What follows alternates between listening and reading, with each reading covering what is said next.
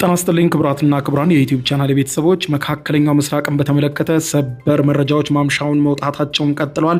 ፈጣንና ወቅታዊ መረጃዎች በቀጠናው ዙሪያ እንዲደርሷቸው የዩቲዩብ ቻናሌን ሰብስክራይብ በማድረግ የደወል ምልክቷን መጫን አትዘንጉ። ወደ ሰበር መረጃው ስናቀና ጦርነቱ ቀጥሏል። ኢራን ወደ ተባበሩት አረብ ኤምሬትስና ወደ ኳታር ምሽቱን ተኩሳለች። የተባበሩት አረብ ኤምሬትስ ምሽቱን ባወጣው መግለጫ መሳሪያዎች እንደተተኮሱበት ገልጿል። ለማክሸፍ እየሞከረ እንደሆነም አስታውቋል። እንዲሁም በተመሳሳይ እስራኤልም ከኢራን የተኮሰባትን መሳሪያ ለማክሸፍ ከፍተኛ ዝግጅት እያደረገች እንደሆነ ተናግራለች። ለዜጎቿ አስቸኳይ ማስጠንቀቂያ ገልጻለች። ይህንን ተከትሎ ውጥረቶች በነገሱበት በአሁኑ ሰዓት ኢራንም በከፍተኛ ሁኔታ እንደተመታች ተዘግቧል። ይህንን ተከትሎ የጦር መሳሪያ ክምችቶች በኢራንም በእስራኤልም በአሜሪካን በኩል እየተመናመኑ መምጣታቸውን በተመለከተ ቢቢሲ ሰፊ የሆነ ሀተታ አውጥቷል። በአሜሪካ ያለውን ሁኔታ በኢራንና እንዲሁም በእስራኤል ያለውን ሁኔታ በዝርዝር ተመልክቶታል። በተለይም የጦር መሳሪያ ክምችቱ እየተመናመነ መሆኑን ተከትሎ በቀጣይ ምን ሊሆን ይችላል የሚለውን ተመልክቶታል። የኢራን የምትተኮሳቸው መሳሪያዎችና ሰው አልባ በራሪ አውሮፕላኖች ቁጥራቸው ከቀን ወደ ቀን እየቀነሰ እየመጣ ነው። ይህ ጉዳይ የምዕራባኑን በከፍተኛ ሁኔታ ግራ አጋብቷል። ይኸውም ኢራን ሆነ ብላ ለስልት ቀንሳው ነው ቁጥሩን ወይስ ማስወንጨፊያዎቿ እየተመቱ ስለሆነ ማስወንጨፊያዎቹን አታ ነው የሚል ከፍተኛ ክርክር ነግሷል። በጉዳዩ ዙሪያ ባለሙያዎች እየሰጡ ያለውን ትንታኔ በዝርዝር የማስደምጣችሁ ይሆናል። አብረን ዝርዝሩን እንከታተለው። በቅድሚያም በተባባሰው ጦርነት ምሽቱን ከባድ ፍንዳታ ቴህራንን ሲያናውጥ ኢራን በእስራኤል ላይ ከፍተኛ ቁጥር ያላቸው ሚሳኤሎችን መተኮሷ ተዘግቧል። የተባበሩት አረብ ኤምሬትስ በኢራን ሚሳኤሎች ስትመታ እስራኤል ደግሞ የኢራን ሚሳኤሎች እንደተወነጨፉባትና ወደ ግዛቷ እየመጡ እንደሆነ አስታውቃለች። በዛሬው ዕለት አመሻሹን የተባበሩት አረብ ኤምሬትሶች የተወነጨፉባትን 6 ባላስቲክ ሚሳኤሎችና 131 ድሮኖችን ለማክሸፍ መሞከሩን የሀገሪቱ መከላከያ ሚኒስትር አስታውቋል። 1 ሚሳኤልና 6 ድሮኖች ግን ሀገሪቱ ውስጥ መውደቃቸውን መከላከያ ሚኒስትሩ አስታውቋል። የተባበሩት አረብ ኤምሬትስ መንግስት ግልጽ የሆነው የኢራን ጥቃት ከጀመረበት ባሳለፍነው ቅዳሜ አንስቶ በመቶዎች የሚቆጠሩ ባላስቲክ ሚሳኤሎች ወደ ተባበሩት አረብ ኤምሬትስ ዩኤኢ መወንጨፋቸውን እንደታወቀ አስረድተው በተመሳሳይ 8 ክሩዝ ሚሳኤሎችም እንደተለዩ አስታውቋል። የተባበሩት አረብ ኤምሬትሶች ውስጥ በተፈጸመው ጥቃት የፓኪስታን፣ የኔፓል፣ የባንግላዴሽ ዜግነት ያላቸው ሰዎች እንደተገደሉና 94 ሰዎች ደግሞ እንደቆሰሩ እስካሁን የዩኤኢ መከላከያ ሚኒስትር አስታውቋል። የእስራኤል ጦር በበኩሉ ሀገሪቱን ኢላማ ያደረገ ተከታታይ የኢራን ሚሳኤሎች ምሽቱን በከፍተኛ ቁጥር መወንጨፋቸውንና ወደ እስራኤል እየመጡ መሆኑን እንደገለጸ ተመልክቷል። የእስራኤል መከላከያ ሰራዊት በማህበራዊ ሚዲያ ገጹ ባወጣው መግለጫ የሀገሪቱ መከላከያ ስርዓቶች ሚሳኤሎቹን ለማክሸፍ እየተዘጋጁ ነው በማለት አስታውቆም ጥቃት ሊደርስባቸው በሚችሉ አካባቢዎች ወደሚገኙ የሞባይል ስልኮችም የማስጠንቀቂያ መልእክት መላኩንም አመልክቷል። ህዝቡም በተጠንቀቅ እንዲሆን ገልጿል። አሜሪካና እስራኤል በኢራን ላይ በጋራ በከፈቱት ጥቃት 6ኛ ቀን አመሻሽ ላይ በቴህራንና በሌሎችም የኢራን ከተሞች ውስጥ ደግሞ ከባድ ፍንዳታዎች ተሰምተዋል። ዛሬ ከማለዳ ጀምሮ በተፈጸሙ ከባድ ጥቃቶች በዋና ከተማዋ ቴህራን አብዛኛው ሰማይ ላይ በጥቁር ጭስ ተሸፍኖ እንደሚታይ ከቴህራን በስተምዕራብ የምትገኘው ካራጅ የተባለች ከተማ ደግሞ በድጋሚ በእስራኤልና በአሜሪካ ጥቃት እንደተመታች ተዘግቧል። ቡካንና ሳናንጃጅ የተባሉ ከተሞችም እንዲሁም ከባድ ድብደባ ምሽቱን ተፈጽሞባቸዋል። በኢራን እየተፈጸመ ያለው ጥቃትም በከፍተኛ ሁኔታ እየተጠናከረ መሆኑን ተከትሎ የኢራን ውጭ ጉዳይ ሚኒስትር ቃል አቀባይ እስማኤል ባቃይ በሰጡት መግለጫ ምሽቱን የሚፈጸሙ ጥቃቶች ተጽዕኗቸው በዓለም አቀፉ ገበያ እየተሰማ ነው፣ የኢነርጂ ዋጋ በከፍተኛ ሁኔታ እየጨመረ ነው፣ የገንዘቦች ተመን እያናጉ ነው፣ እንዲሁም በከፍተኛ ቀውስም እየተፈጠረ ነው ብለዋል። በዓለም ዙሪያ ያሉ መደበኛ ሰዎችም የመግዛት አቅማቸውን ጭምር እያዳከመ ነው በማለት ገልጸዋል። ለእኛ ለኢራናውያን ግን ጉዳቱ ሊለካ በማይችል ደረጃ ከፍተኛ ሆኖብናል ብለዋል ውጭ ጉዳይ ሚኒስትሩ። አጥፊዎቹ ሆነ ብለው በሲቪሊያን አካባቢዎቹ ላይ ነው የሚተኩሱት ያሉት የኢራን ውጭ ጉዳይ ሚኒስትር ቃል አቀባይ የአሜሪካ ፕሬዚደንት ዶናልድ ጄ ትራምፕ ኢራን ላይ በተከፈተው ዘመቻ የሀገሪቱን የባላስቲክ ሚሳይል አቅም እንዲሁም የኒውክሌር መሳሪያ የመገንባት ችሎታ ሙሉ ለሙሉ ለማውደም እንደሚፈልጉ መግለጻቸውን ቢቢሲ አስታውሷል።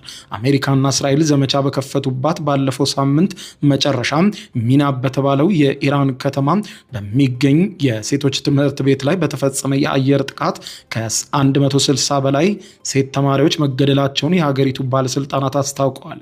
ከቅዳሜ ዕለት አንስቶ እስከ ረቡዕ ባሉት ቀናትም በኢራን ከ1000 በላይ ንጹሃን ዜጎች መገደላቸውን ተዘግቧል። የአሜሪካ ጦር በሴቶች ትምህርት ቤት ላይ ተፈጽሟል የተባለውን ጥቃት በተመለከተ እያጣራ መሆኑን ሲያስታውቅ፣ የእስራኤል ጦር ደግሞ በአካባቢው ላይ ስለተካሄደው ማንኛውም ዘመቻ እንደማያውቅ ገልጿል። እየተካሄደ ባለው ጦርነት አሜሪካና እስራኤል በጥምረት በሚወስዷቸው እርምጃዎች የኢራንን የመሳሪያ ክምችቶች በከፍተኛ ሁኔታ ከመምታትም በተጨማሪ የኢራንን ሚሳይልና ድሮን ማስወንጨፊያዎችን ከፍተኛ ጉዳት እያደረሱበት ይገኛል። ይህንንም ተከትሎ ከኢራን እየተፈጸመ ያለው የሚሳይልና የድሮን ጥቃት ከቀን እያነሰ እንደመጣ መገናኛ ብዙሃን እያስነበቡ ይገኛሉ።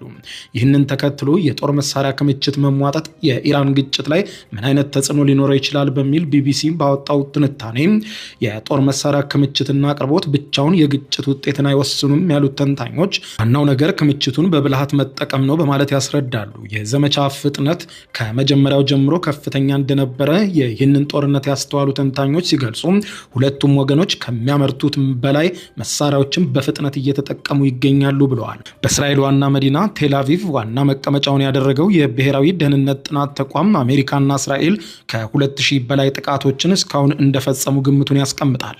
እያንዳንዱ ጥቃት ታዲያ በርካታ ጥይቶችንና በርካታ ሚሊዮኖችን የሚይዝ ነው ይላል። ኢራን 571 ሚሳኤሎችንና 1391 ድሮኖችን እስካሁን ድረስ ማስወንጨፏን እንደተመዘገበ የገለጸው ተቋሙ ሁለቱም ተዋጊዎች ማለትም አሜሪካና እስራኤልና ኢራን ሁለቱም ወገኖች ጦርነቱ በቀጠለ ቁጥር አሁን ባለው አቅም ለመቀጠል አስቸጋሪ ሆንባቸዋል በማለት ይገልጻሉ። ኢራን የምዕራባውያን ባለስልጣናት ኢራን የምትተኩሰው ሚሳኤል ቁጥር መቀነሷን እየገለጹ ሲሆን በጦርነቱ የመጀመሪያው ቀናት ብቻ በመቶዎች የሚቆጠሩ ሚሳኤሎችን ይተኩሱ የነበረ ቢሆንም አሁን ግን ኢራኖች ቁጥራቸውን በጥቂት ደርዘኖች ገድበዋቸዋል። ከጦርነቱ በፊት ኢራን ከ2000 በላይ የአጭር ርቀት ባላስቲክ ሚሳኤሎች ክምችት እንዳላት ተገምቶ ነበር። ነገር ግን ምን ያህል የጦር መሳሪያ ክምችት በእጇ ላይ እንዳለ በትክክል አይታወቅም። እነዚህ አሃዞች በይፋ ከታወቁ ለባላንጣዎች ጥሩ ግብአት ስለሚሆን ነው ኢራን በጥንቃቄ መረጃውን የምትይዘው። የአሜሪካ ጦር ከፍተኛ አዛዥ ጀነራል ዳን ኬን ረቡዕ ዕለት እንደተናገሩት ከሆነ ኢራን የምታስወነጭፋቸው የባላስቲክ ሚሳኤሎች ከመጀመሪያው ቀን በ86 በመቶ እንደቀነሱ ይፋ አድርገዋል። የአሜሪካ ማዕከላዊ እዝ ሴንትኮም በበኩሉም ባለፉት 24 ሰዓታት ውስጥ ብቻ የኢራን ጥቃት በ23 በመቶ መቀነሱን ይገልጻሉ። ኢራን ከጦርነቱ መጀመር በፊት በ10 ሺዎች የሚቆጠሩ ሻሃድ የተሰኙ አጥፍቶ ጠፊ ድሮኖችን በብዛት እንዳመረተች ይታመናል። ቴክኖሎጂውም ወደ ሩሲያም ልካለች። ሩሲያም ቴክኖሎጂውን ተጠቅማ የራሷን የሻሃድ ድሮን በፍጥነት በማምረት ዩክሬን ውስጥ አስከፊ ጥቃት እየፈጸመችበት ትገኛለች። አሜሪካም ዲዛይኑን ተጠቅማ ድሮኖችን ማምረት ከቀጠለች ቆይታለች። ከሄን ግን የኢራን የድሮን ማስወንጨፍ አቅም ከግጭቱ የመጀመሪያው ቀን በ73 በመቶ መቀነሱን ይፋ አድርገዋል። ኢራን ከፍተኛ የሆነ ዘመቻ ተቋቁማ ለመቀጠል እየታገለች እንዳለች ያመለክታል ብለዋል። ቁጥሩን ለመቀነስ የተወሰነው የጦር መሳሪያ ክምችቶችን ለመጠበቅ የሚደረግ ሙከራ አካል ሊሆንም ይችላል፣ አሊያም ማስወንጨፊያዎች ወድመው ሊሆንም ይችላል በማለት ይገልጻሉ። የአሜሪካና የእስራኤል ጀቶች በኢራን የአየር ክልል ላይ የበላይነት እንደያዙ የገለጹት ኃላፊውም አብዛኞቹ የኢራን የአየር መከላከያዎችም እየወደሙ እንደሆነ ተገልጿል። አሁን አስተማማኝ የሚባል የአየር ኃይልና የአየር ክልል መጠበቂያ ኢራን አታለች ያሉ ሲሆን እንደ ሴንትኮም ገለጻ ከሆነ ደግሞ የጦርነቱ ቀጣይ ምዕራፍ የኢራንን ሚሳኤልና የድሮን ማስወንጨፊያዎችን የጦር መሳሪያ ክምችቶችን ማደንና መምታት ነው። የጦር መሳሪያ ፋብሪካዎችንም ማውደም ላይ ያተኮረ ነው ዘመቻችን ብለዋል። አሜሪካና እስራኤል የኢራንን የመዋጋት አቅም ማዳከም ቀላል ሊሆንላቸው ይችላል። ሁሉንም የጦር መሳሪያ ክምችቶቿን ማጥፋት ግን ፈጽሞ እንደማይችሉ ቢቢሲ የዘገበ ሲሆን ኢራን ከፈረንሳይ በ3 እጥፍ የምትበልጥ ሀገር መሆኗን ይገልጻሉ። ይህም ደግሞ የጦር መሳሪያዎቿን ከአየር ጥቃት ደብቆ ለማቆየት የሚያስችላት ብዙ የተጠበቁ ባንከሮች እንዳሏት ይገልጻሉ። የቅርብ ጊዜ ታሪክ የሚያሳየውም በአሜሪካ ጥቃት የሚካሄዱ ጦርነቶች ውስንነት እንዳለ እንዳለበት አመልክተዋል። በአየር ላይ የሚደረግ ድብደባ ውጤታማ ቢመስልም ነገር ግን እንደማይሆን በምሳሌም ያስረዳል። የእስራኤል ጦር ለ3 ዓመታት ያክል በከፍተኛ የፈንጂ ድብደባ ከፈጸመ በኋላ በጋዛ የሚገኘው ሐማስን ሙሉ በሙሉ ማጥፋት አልቻለም። በየመን የሚገኙ የሁቲ ኃይሎችም ለ1 ዓመት ያክል በአሜሪካ የአየር ጥቃት ቢፈጸምባቸው መቋቋም ችለው ቀጥለዋል። አንዳንድ የጦር መሳሪያዎችንም አትርፈው አሁንም ድረስ ወደ መተኮሱ አዝማሚያ ላይ ናቸው። ታዲያ ከነዚህ ቡድኖችም በላቀ ኢራን እጅግ በጣም ግዙፍ ሀገር በመሆኗ የቆዳ ስፋቷም ሆነ የሚሳኤል ክምችቷ ቁጥር ከዚህም በላይ ሊልቅና የተጠበቁ ቦታዎች ልታስቀምጣቸው እንደምትችል ይታመናል። አሜሪካም በዓለም ላይ ቀዳሚ የጦር ኃይል ባለቤት መሆኗ ይዘገባል። የጦር መሳሪያ ክምችቶቿም ከየትኛውም ሀገር እንደሚልቁ ይታመናል። የአሜሪካ ጦር ኃይል አሁንም የሚተማመንባቸው በተወሰነ መጠን በሚመረቱ ውድ የጦር መሳሪያዎች ላይ ብቻ ነው። ዶናልድ ጄ ትራምፕ በዛሬው ዕለትም ከጦር መሳሪያ አምራቾች ጋር አስቸኳይ ስብሰባ ለማድረግ ጥሪ ማድረጋቸው አይዘነጋም። ይህ የትራምፕ አስቸኳይ ስብሰባ መጥራት ደግሞ የአሜሪካ የጦር መሳሪያ ክምችት ላይ ጥያቄ እንዲነሳ አድርጓል። የኢራን ጦር በመዳከሙ አሜሪካ አሁን ላይ ጥቃት ለመሰንዘር አንጻራዊ ነጻነት ስላላት አንዳንድ ጫናዎችም ሊቀንሱላት እንደሚችሉ መዘገባው ያመለክታል። ይህን እንደሚሉት ከሆነ ግን በአሜሪካ እንደ ቶም ሃውክ ክሩዝ ሚሳይሎች ያሉ ውድና የተራቀቁ የረዥም ርቀት መሳሪያዎችን መጠቀም አቁማለች ይላሉ። የአሜሪካ አየር ኃይል አሁን ላይ ርካሽ የሚባሉ እንደ ጄዳም ያሉ ፈንጂዎችን እየተጠቀመ ይገኛል። በዋሽንግተን የሚገኘው የስትራቴጂክና የዓለም አቀፍ ጥናቶች ማዕከል ባልደረባ የሆኑት የቀድሞ የአሜሪካ የባህር ኃይል ኮሎኔል ማርክ ካናንቺያን መጀመሪያ ላይ በርቀት ከተደረጉ ጥቃቶች በኋላ አሜሪካ አሁን ርካሽ ሚሳይሎችንና ፈንጂዎችን ወደ መጠቀም ራሷን አዙራለች ብለዋል። አሜሪካ ይህንን የውጊያ አካሄድ ተጠቅማ ለዘላለም በሚባል ደረጃ መቀጠል እንደማትችል ተናግረው ጦርነቱ በቀጠለ ቁጥር የኢላማዎች ዝርዝር እየቀነሰ ስለሚሄድ የዘመቻው ፍጥነትም እየቀነሰ ይሄዳል በማለት ይገልጻሉ። ማርክ ካናንቺያ እንደሚሉት ከሆነ አሜሪካ በ10 ሺዎች የሚቆጠሩ የጄዳም ፈንጂዎች ባለቤት ናት በማለት ገልጸው ውድ የሆነውን የአየር መከላከያ ስርዓት አቅርቦት ግን አናሳ ነው ብለዋል። በግጭቱ የመጀመሪያ ላይ ከኢራን የሚሰነዘሩ የበቀል ጥቃቶችን ለማክሸፍ የአየር መከላከያ ስርዓቶች ወሳኝ ነበሩ። የፓትሪዮት ሚሳይሎች ከፍተኛ ፍላጎትም አላቸው። ከአሜሪካ በተጨማሪ የአረብ አጋሮቿና ከዩክሬንም የሚፈለጉት እያንዳንዱ ሚሳይል 4 ሚሊዮን የአሜሪካን ዶላር የሚያወጣ ነው። አሜሪካ በአመት ወደ 700 የሚጠጉ የፓትሪዮት ሚሳይሎችን ብቻ ታመርታለች ተብሎ ይገመታል። ኢራን የባላስቲክ ሚሳይሎች ማስወንጨፏን ከቀጠለች ደግሞ አሜሪካ ያሏትን ውስን ክምችቶች መጨረስ እንደምትጀምርም ከወዲሁ ተገምቷል። የሲቢኤስ ባለሙያ ካንቺያ እንደሚሉት ከሆነ አሜሪካ 1600 የሚጠጉ የፓትሪዮት ሚሳይሎች ሊኖራት እንደሚችል ከወዲሁ ገምተዋል። ይህ ቁጥር ግን በቅርብ ቀናት ውስጥ በከፍተኛ ሁኔታ እንደተመናመነ ገልጸዋል። አሜሪካ ከአየር ወደ መሬት የሚወርደውን ጦርነት ለረጅም ጊዜ መቀጠል እንደምትችል ቢናገሩም የአየር መከላከያ ጦርነቱ ግን ይበልጥ አሰልቺና አውዳሚ ነው ይላሉ። ፕሬዚደንት ትራምፕ የፓትሪዮትን ቁጥር ለመቀነስ ፈቃደኛ ከሆኑ ኢራንን የበለጠ መቋቋም የሚቻልበት አቅም ሊኖር ይችላል ይላሉ። ይህ ግን የፓሲፊክ ቀጠናን ወደ ግጭት ውጥረት ውስጥ ማስገባቱም አደጋው ከፍተኛ ነው ይላሉ። ስለዚህም በመካከለኛው ምስራቅ እየተፈጸሙ ያሉ ጥቃቶች በተለይም ኢራን በሚሳኤሎች መፈጸሟን የምትቀጥል ከሆነ የአሜሪካ መከላከያ ስርዓቶች ከዚህ በኋላ እያንዳንዱን በዚህ ያክል ሚሊዮን ዶላር መመከት ስለማይቻል አደጋች ስለሚሆንና ኢኮኖሚው ላይ ጥቁር ጠባሳ ስለሚጥል ምናልባትም የማክሸፉን አቅም እየቀነሱ ይበልጥ ኢራን ላይ ጥቃቱን በማቀናጀት የሚሳኤል ማስወንጨፊያዎቹን በመምታት ኢራንን ማዳከም የተሻለ ስልት ሆኖ ተመርጧል ብለዋል። ይህ በዚህ እንዳለም በአሜሪካና በስፔን መካከል የተፈጠረው ውዝግብ ተባብሷል። የአሜሪካው ፕሬዝዳንት ትራምፕ በኢራን ጉዳይ ላይ ስፔን በያዘችው አቋምና የጦር ሰፈሬን ለኢራን ላይ ጥቃት እንድትሰነዝሩ ለአሜሪካ አልፈቅድም ማለቷን ተከትሎ ማስጠንቀቂያ መስጠታቸው ይታወሳል። በፕሬዝዳንት ፔድሮ ሳንቼዝ የሚመራው የስፔን ግራ ዘመም መንግስት ለአሜሪካ ጀቶች ፈቃድ የሚሰጠው በተባበሩት መንግስታት ድርጅት ቻርተር መሰረት ለሚደረግ እንቅስቃሴ ብቻ እንጂ አንድን ሀገር ለማጥቃት በሚታቀድ ነገር ውስጥ ስፔን አትተባበርም ብለዋል። በዚህ አቋም ፕሬዝዳንት ትራምፕ እጅግ የተበሳጩ ሲሆን በሰጡት መግለጫ ስፔን ጋር ያለንን የንግድ ግንኙነት እናቋርጣለን ማለታቸው አይዘነጋም። ይህ በዚህ እንዳለም የስፔኑ ፕሬዝዳንት ፔድሮ ሳንቼዝ በማህበራዊ ትስስር ገጻቸው ላይ ዛሬ በጻፉት መልእክት በዚህ ጉዳይ ላይ የስፔን መልእክት አቋምን በድጋሚ ግልጽና ወጥ ነው ብለዋል።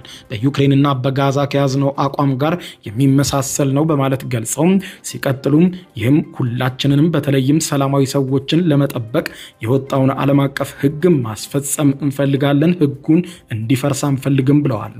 ዓለም ችግሮቿን የምትፈታው በፈንጂ ነው ብለን አናምንም። ስለዚህ አሁንም ቢሆን ነገም የጦር ሰፈራችንን ለአሜሪካ አንፈቅድም ሲሉ ዛሬ በድጋሚ አስታውቀዋል። ክቡራን አድማጮች ለሰዓቱ ብታደምጧቸው መልካም ናቸው ያልኳቸው አጫጭር መረጃዎች እነኚህ ናቸው። በነገው ማለዳ ዜና ሰዓት እስከምንገናኝ በያለንበት የዓለም ዳር ቸር እንቆይ።